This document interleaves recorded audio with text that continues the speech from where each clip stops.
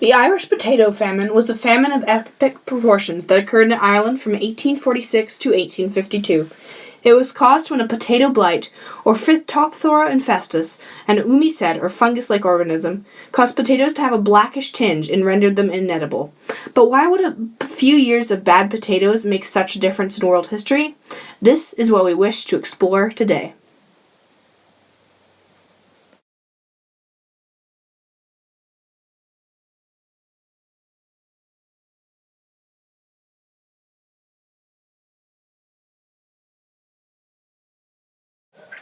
Life in the 1800s of Ireland was very different from today.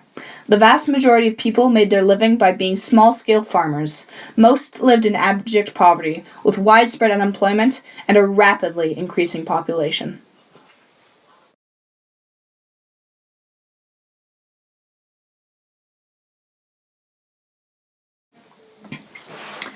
The ownership of land was mostly done by British landlords. However, those in charge who were on the ground were the middlemen.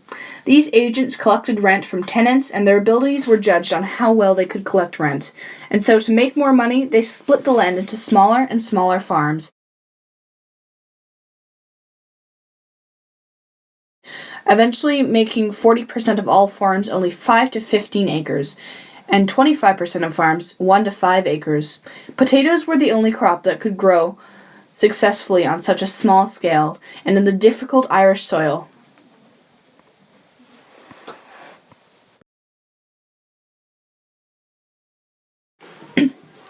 Ireland's middle and lower class lived off of potatoes. It was a staple food for the majority of the population. They were easy to grow and had lots of nutrients. Two-fifths of the island's population was solely reliant on potatoes as a food source, and the average Irish worker ate 10 pounds of potatoes in a single day.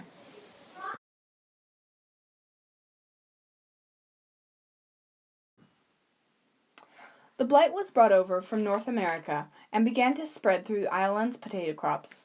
Blight was a fungus that caused the potatoes to turn black and rotten. From 1846 to 1849, almost all the potato crops were ruined from the blight.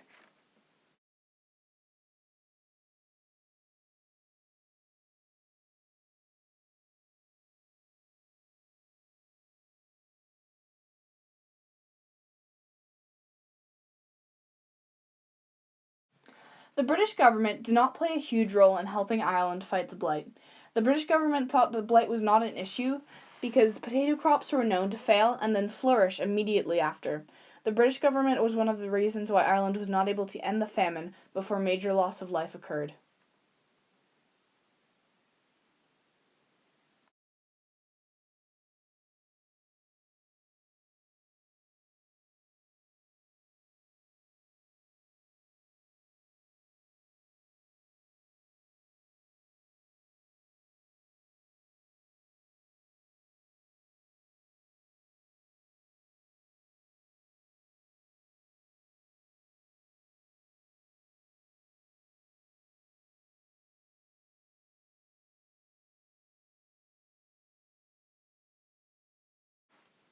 After the famine was over, with approximately 1 million people had died due to starvation or disease, about one-eighth of the entire population. 2 million people would end up leaving the country, many traveling on dangerous coffin ships to the colonies of Britain, which would later become Canada, and the United States in hope of a new life.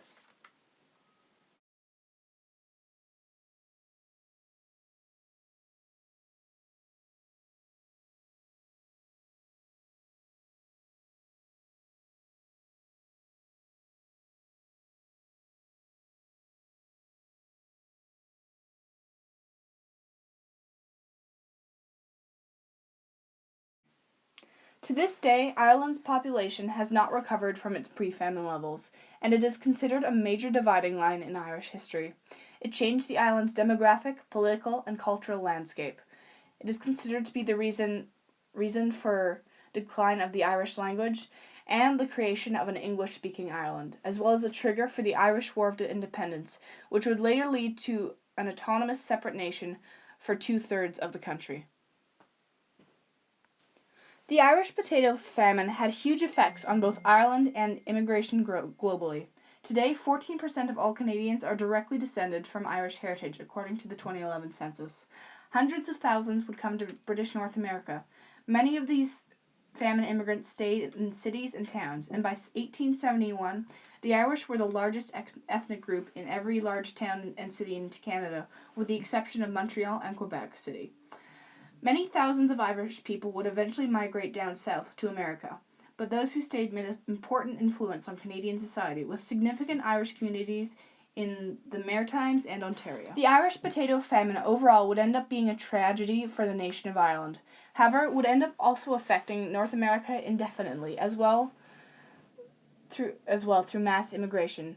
However, it would push many people to seek a better life in British North America and the United States of America, free of the poverty, rent-hungry middlemen, starvation, disease, and potatoes.